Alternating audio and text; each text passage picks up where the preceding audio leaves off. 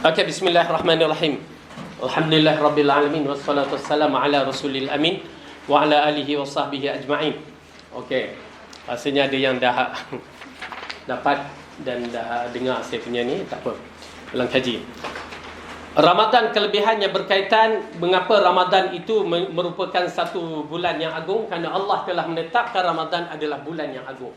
Ya, dan ianya ada pada zaman dahulu sampai sekarang, tetapi masuk aja di zaman Rasulullah syariat berubah dan Ramadan menjadi bulan yang terbaik dengan dalilnya ayat Al-Quran apabila diturunkan Al-Quran di dalamnya. Allah berfirman, A'udzubillahi minasyaitonirrajim.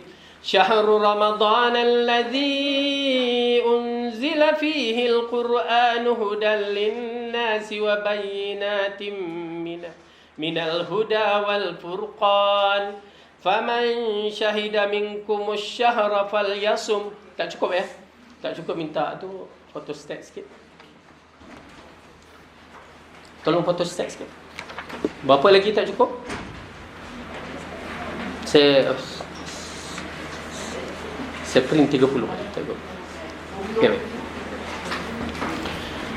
Bulan Ramadan yang padanya diturunkan Al-Quran menjadi petunjuk bagi sekalian manusia dan menjadi keterangan-keterangan yang menjelaskan petunjuk dan menjelaskan perbezaan antara benar dan yang salah. Oleh itu, sesiapa di antara kamu menyaksikan anak bulan Ramadan atau mengetahuinya, maka hendaklah ia berpuasa. Okey. Ini dia bulan Ramadan yang perlu kita merasa seronok kedatangannya. Bila kita seronok menyambut bulan Ramadan, itu di antara tanda ketakwaan qulub kita. Hati kita ni ada ketakwaan. Ya, wa man yu'azzim sya'airallah. Siapa yang mengagungkan syiar Allah ini termasuk Ramadan, dia termasuk orang yang takwanya qulub hati mereka. Setengah orang bila dengar bulan Ramadan, lama leceh dia. Dia leceh dia pasal nak puasa tu. Satu. Dan dia pula excited pasal apa? Nak jual kuih raya. Lain. Okey, kita tak nak macam tu. Kita nak mengagungkan syiar Ramadan yang mana Allah agungkan. Bayangkan Al-Quran yang diturunkan kepada manusia, kepada Rasulullah SAW pada bulan Ramadan, yang diturunkan pada malam Lailatul Qadar. Okey, malam Lailatul Qadar Al-Quran diturunkan. Bila? Lailatul Qadar 21, 23, 25, 27, 29. Antara malam-malam tersebut. Tapi kenapa nuzul Quran kita sambut pada 17 Ramadan? Kan? Cuti nuzul Quran kan? Okey, tak apa. Itu ada perbahasan ulama. Cuma kita mengatakan Al-Quran yang diturunkan dari Lauh Mahfuz ke Baitul Izzah. Ada satu tempat di atas langit sana disebutkan Baitul Izzah. Di sana apa lagi batu ada? Baitul Ma'mur.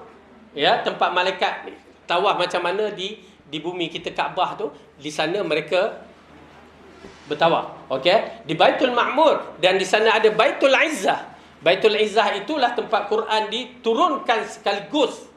Ya, kemudian diturunkan kepada Rasulullah mengikut peringkat-peringkat yang dikaitkan bermula nuzul yang pertama itu pada 17 Ramadan.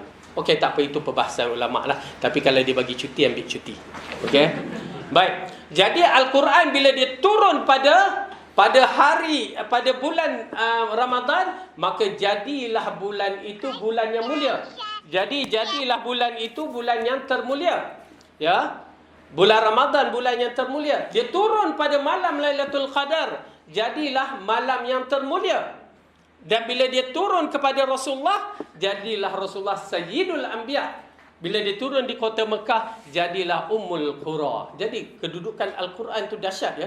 Bila dia turun kepada satu tempat dan diberikan kepada kita umat Muhammad, kuntum khaira ummatin ukhrijat linnas. Kamu adalah sebaik-baik manusia yang dikeluarkan ya oleh Allah. Jadi itu dia kedudukan kita. Tapi bila sampai kat masyarakat kita tak nak baca Quran, sayang ya, tak nak sibuk yang lain. Jangan begitu. Saya katakan bacalah Quran walaupun satu muka surat sehari. Tuan-tuan dan puan kita akan mati. Itu je boleh kita sebut kan. Perjalanan kita makin singkat. Umur kita ni dah melambangkan kita menuju ke destinasi kita. Okey, baik. Kemudian yang kedua, bulan yang dibukakan pintu syurga. Yurga pula tu. Syurga dan ditutupkan pintu neraka dan diikatkan syaitan-syaitan. Berdalilkan hadis yang diriwayatkan oleh Bukhari dan Muslim. An Abi Hurairah radhiyallahu anhu anna Rasulullah sallallahu alaihi wasallam qala, "Idza jaa Ramadan, futihat abwabul jannah wa ghullikat abwabun nar wa suffidat asy-syayatin." Muttafaqun alaih. Apabila datang bulan Ramadan, maka dibuka pintu-pintu syurga dan ditutup pintu-pintu neraka dan diikatkan syaitan-syaitan. Berarti rahmat Allah turun dengan begitu dahsyat. Ya. Oleh kerana itu tuan-tuan dan puan-puan, bila kita menyaksikan, ya, apabila datang bulan Ramadan, satu bulan yang penuh dengan rahmat Allah akan memberi semua kebaikan-kebaikan kita dalam siri amalan kita. Sehingga kan kita buat apa je ganjaran melipat ganda. Ya, apabila pintu syurga dibuka, sekarang ni dia buka ke tutup? Tutup. Pintu neraka dibuka, okey. Pintu syurga ada berapa? Okey, alhamdulillah betul 8. Ya, okey, lulus. Aduh, ada kertas dah. Okey, pintu neraka 7. Okey, alhamdulillah. Clear. Jadi pintu syurga dibuka, pintu neraka ditutup, syaitan-syaitan semua diikat. Ya. Masalahnya syaitan diikat, orang perangai syaitan juga. Ya, macam mana tu? Yalah, dah dapat tarbiyah lama, tiba-tiba baru nak ikat, dan perangai dia perangai lama lah. Okey, itu dia di antara perkara yang menarik dan diarahkan. Maksudnya kita tidak ada alasan untuk berbuat jahat. Maksudnya begitu. Baik. Bulan dibuka pintu pengampunan seluas-luasnya. Kalau kita nak tahu Ramadan ni, masuk je Ramadan tu dah mula acara pengampunan. Di mana Rasulullah mengatakan, anna Rasulullah sallallahu alaihi wasallam sa'ada al-mimbar faqala amin amin amin. Qila ya Rasulullah innaka sa'adta al-mimbar faqulta amin amin amin. Faqala inna Jibril atani faqala man adraka syahra Ramadan falam yughfar lahu fadakhala an-nar fa'ab'adahu Allah. Qul amin faqultu amin. Rawahu Ibnu Hibban hasan sahih. Rasulullah menaiki mimbar. Mimbar Rasulullah 3 tingkat, ya. Sambil berkata amin tangga pertama, tangga kedua amin, tangga ketiga amin. Baginda lepas dia khutbah tu ditanya, kamu menaiki mimbar lalu kamu berkata amin amin amin. Baginda menjawab, Jibril datang kepadaku lalu mengatakan, siapa yang dapat bulan Ramadan tetapi tidak diampunkan dosanya, dimasukkan ke dalam neraka, maka Allah menjauhi rahmatnya. Katakan amin. Jibril kata amin, kata kepada Rasulullah, katakan amin. Lalu Rasulullah, aku kata amin. Ya. Ini mengisyaratkan bahawa bulan Ramadan tu dah memang bulan pengampunan. Sebiji bulan pengampunan. Bergantung pada kita yang nak ambil ke tidak. Ya. Maksudnya kalau kita kata, okey, ini semua kuih raya untuk kamu. Terpulang kita nak tak? Mestilah kuih raya kan. Belum puasa dah ingat raya. Okey. Jadi bulan Ramadan begitu, disediakan, terpulang kepada kita. Nak ambil ke tidak. Dan rugi orang yang berhadapan dengan bulan Ramadan, tak boleh masuk syurga. Tak diampunkan dosa dia. Okey. Jadi hati-hati dalam pergerakan diri kita supaya sentiasa dalam siri amalan yang baik. Kemudian pahala yang terlalu besar, ganjaran hanya Allah yang mengetahui. An Abi Hurairah radhiyallahu anhu qala Rasulullah sallallahu alaihi wasallam, kullu amal ibni Adam yudha'afu al-hasanatu 'ashru amsalha illa 700 dhifin. Qala Allah azza wa jalla illa sawma fa innahu li wa ana ajzi bihi yad'u shahwatahu wa ta'amahu min ajli lisa'imil farhatani farhatun 'inda fitrah wa farhatun 'inda liqa'i rabbi wal khulufi fihi yani famihi atyabu 'inda Allah min rihil misk. Rawahul Bukhari dan Muslim. Setiap amalan anak Adam diberi ganjaran 10 kali ganda hingga 700 lipat kali ganda. Okey, amalan kita ni begitu kedudukannya.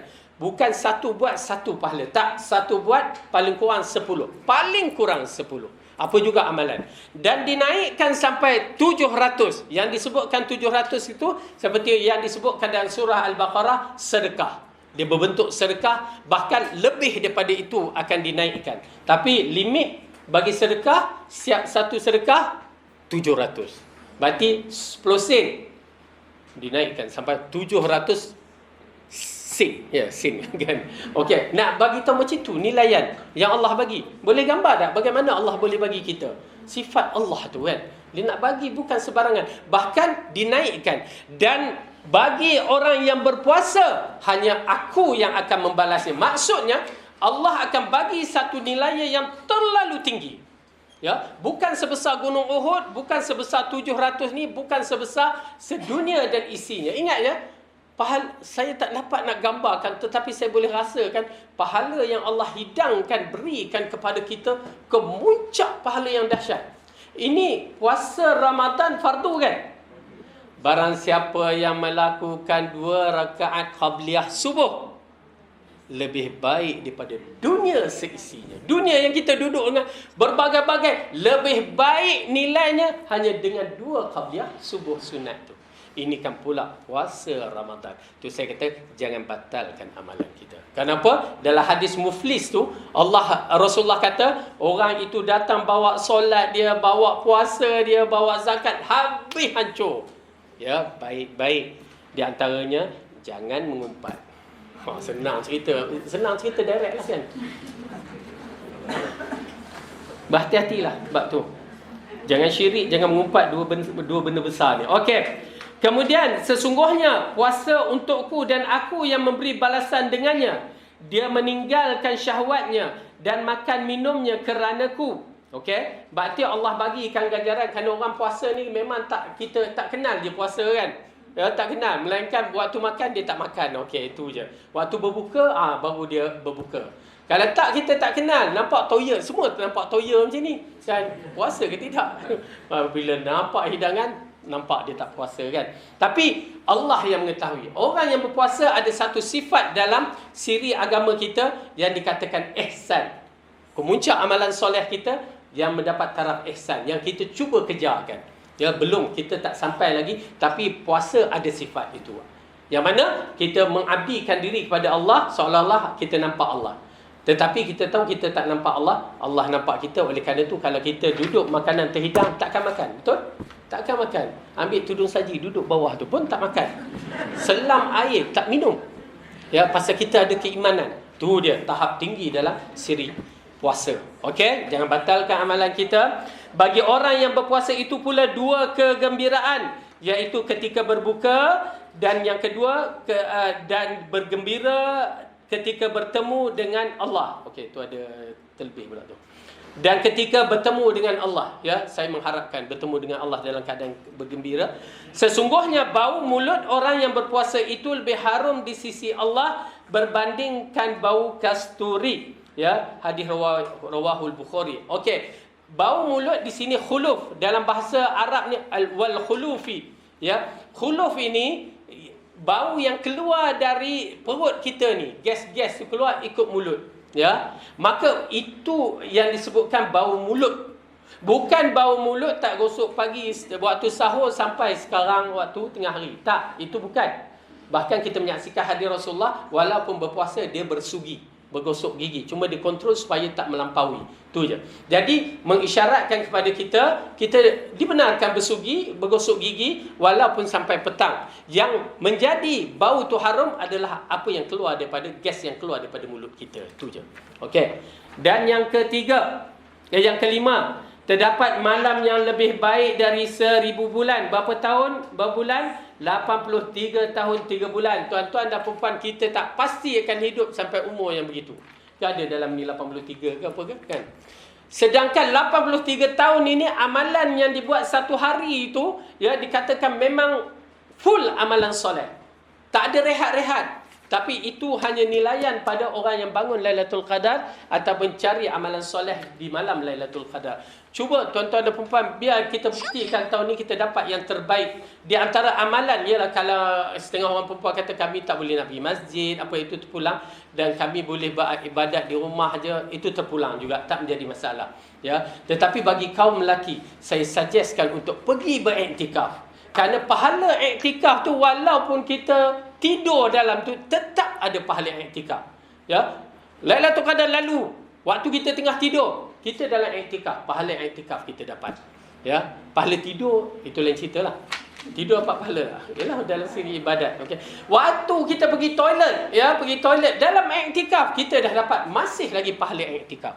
Kecuali waktu iktikaf tu kita keluar tak ada sebab, okey, nak makan roti canai, lama aku iktikaf tak makan roti canai, tentu ada masalah sikit. Pergi kedai mamak, duduk sana melepak kejap, balik niat iktikaf balik, tu dah terlepaslah kalau berlaku. Okey. Kenapa? Kerana bila pahala yang kita dapat ni terlalu besar, yang mana memang kita belum tentu sampai kepada umur yang ada dalam hadis ini. Al-Quran pun, Allah berfirman, a'udzubillahi minasyaitonirrajim, bismillahirrahmanirrahim, inna anzalnahu fi lailatul qadr wa ma adraka ma lailatul qadr, lailatul qadri khairum min alfi syahr. Sesungguhnya kami telah menurunkan Al-Quran ini pada malam Lailatul Qadar, dan apa jalannya engkau dapat mengetahui apa dia kebesaran malam Lailatul Qadar. Malam Lailatul Qadar itu lebih baik daripada 1000 bulan. Okey. Jadi ini kita usahakan untuk menjadikan kita orang yang mendapat ganjaran pahala yang besar. Dapatkan. Dapat ianya bukan main-mainan. Kerana Ramadan kita cuba dapatkan pahala-pahala banyak lagi. Di antara perkara yang saya agak tertarik dalam bab ini, mungkin saya tak letak lagi, saya akan buat yang lain punya ni risalah, yang mana di antara pahala ialah memberi orang makan, memberi orang berbuka puasa. Tuan-tuan dan perempuan, cuba kali ni kita bagi orang buka puasa. Jangan, masalahnya kita set minda kita bila sebut berbuka puasa, kurma, air, kuih, nasi biryani, nasi berlauk, nasi apa lagi. Salah tu. Kita dah pernah pergi Madinah, Mekah waktu bulan Ramadan kan. Apa dia bagi? Air, zam-zam, kurma, mungkinlah yogurt sikit dengan tu. Itulah berbuka puasa. Kalau lauk pauk itu memberi orang makan, orang lapar makan. Itu pun pahala. Besar pahala. Yang ini pun besar. Kerana kita nak dapatkan pahala seperti mana orang yang berpuasa tu. Kita nak dapatkan pahala tu. Buat. Apa salahnya? Walaupun seorang. Kita bagi kat masjid. Okey, kita ambil kurma satu, air satu set apa dalam 24 tu. Okey, ni bagi kat jemaah untuk berbuka puasa. Settle. Kalau memang dia bagi, memang dah bila kita serah kat masjid, pahala tu dah dapat. Itu pulang orang masjid lah punya kerja. Tapi kita dah serah tu, kita dah dapat pahala. Apa salah? Setengah orang dia buat buku-buku, dia bagi kan. Bagi. Besar pahala. Buatlah. Buat. Jangan biarkan kita tak buat walaupun sekali. Ini peluang-peluang kita. Kerana ini puasa Ramadan. Bukan puasa sunat. Puasa sunat pun pahala besar. Kan? Baik. Kemudian, pintu syurga Ar-Rayyan bagi orang yang berpuasa. Inna fil jannati baban yuqalu lahu Rayyan. Yadkhulu minhu as-sa'imun yawmal qiyamah la yadkhulu minhu ahadun ghayruhum yuqalu ayna as-sa'imun fayaqumuna la yadkhulu minhu ahadun ghayruhum fa idza dakhalu ughliqa falam yadkhulu minhu ahadan. Dari Sahih bin Ibnu Sa'ad dari Nabi SAW bersabda, sesungguhnya di syurga ada sebuah pintu yang diberi nama Ar-Rayyan, akan masuk melaluinya pada hari kiamat kelak hanyalah orang yang berpuasa. Tidak ada yang masuk melaluinya selain mereka. Dikatakan, mana orang yang berpuasa? Lalu mereka bangun dan masuk. Apabila mereka telah memasukinya, maka pintu tersebut ditutup dan tidak ada seorang pun dapat memasukinya lagi. Hadis Bukhari dan Muslim. Dan mudah-mudahan kita termasuk orang yang akan dapat masuk pintu tersebut. Amin ya rabbal alamin. Maka cukup sampai di sini. Yang baik itu datang daripada Allah, salah silap daripada saya sendiri. Aqulu qawli hadza wa astaghfirullah li wa lakum. Wassalamualaikum warahmatullahi wabarakatuh.